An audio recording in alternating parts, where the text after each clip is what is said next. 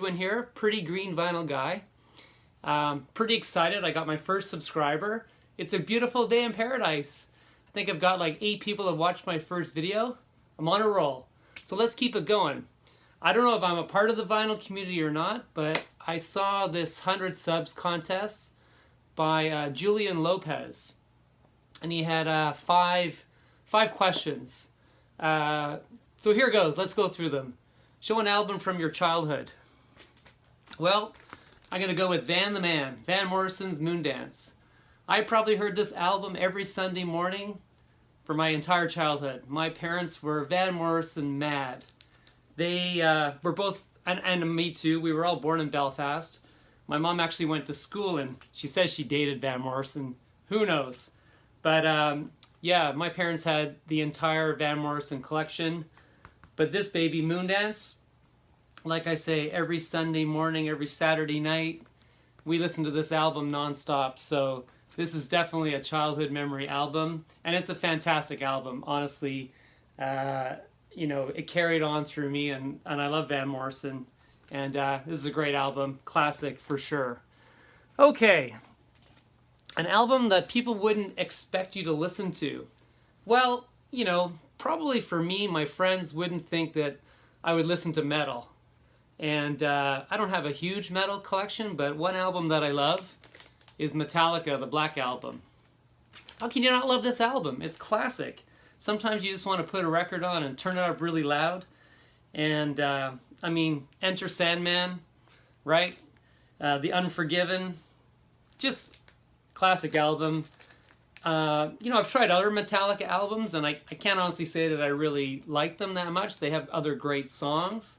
But the Black Album, great memories from the 90s, and great, terrific album, and I still love to crank it on every now and again.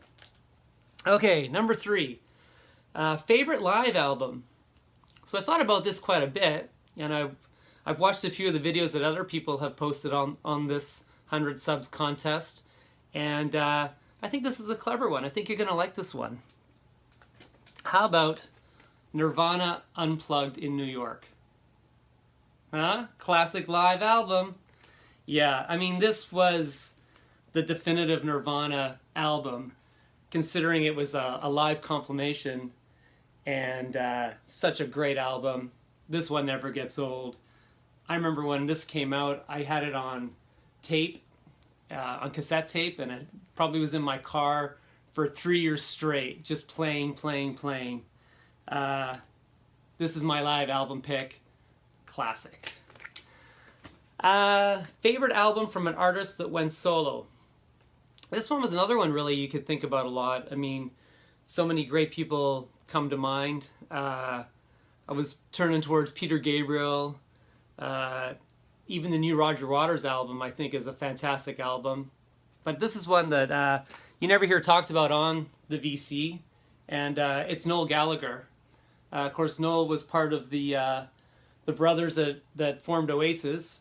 Noel was primarily the songwriter and the lead guitarist. But he came out with the High Flying Birds, and what an album. Oh my God. There is not a dud on this album. It plays so well.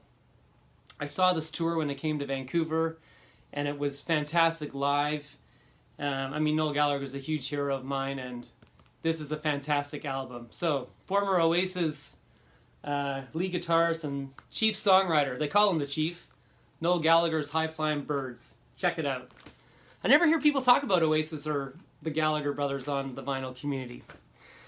And my t-shirt's probably given the next one away, but an album recommendation. I think this is probably the greatest album that came out of Britain in the 1990s. And again, I've never heard anybody on the vinyl community talk about it. And it's Paul Weller's Stanley Road. Just what a mammoth album. If you don't know Paul Weller, of course, he was the lead singer, songwriter for The Jam in the 70s and into the early 80s, and then went on to form the Style Council with Mick Talbot, and went from sort of The Jam, or more punk influence band, writing about the social issues of being a young man in London at the time, and then he went on to form the Style Council, which was sort of almost like a bit of a soul R&B revival band, horn section. I mean, I was just a fan because it was Paul Weller, but it wasn't really a music that I knew much about. And again, went on to be a fan, and then of course Paul Weller's solo career.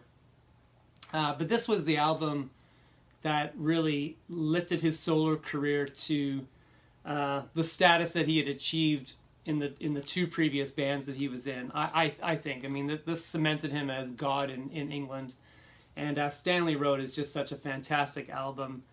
The Changing Man, Porcelain Gods, You Do Something to Me. Oh my gosh, that's like the greatest ballad ever written. Stanley Road, Out of the Sinking. If you haven't heard this album, I couldn't recommend an album anymore. Again, it's not something I hear talked about, so I was trying to think of albums that weren't typical on the vinyl community.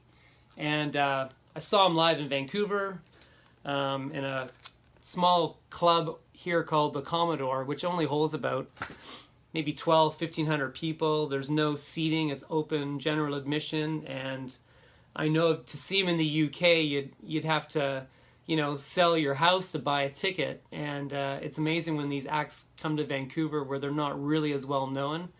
And such a treat if you ever get a chance to come to Vancouver. Go to the Commodore. It's one of the best live venues you'll ever be in. And I've actually met people that have flown over from London to come to Vancouver to see some of their favorite bands in such a small venue. Anyway, that's what I got. That's my my response to Julian Lopez's 100 subs contest. And who knows? Maybe when you see me next time, I might have 2 subscribers. Who knows? Anyway, enjoy your day, and I hope you check out some of the albums that are recommended. Cheers.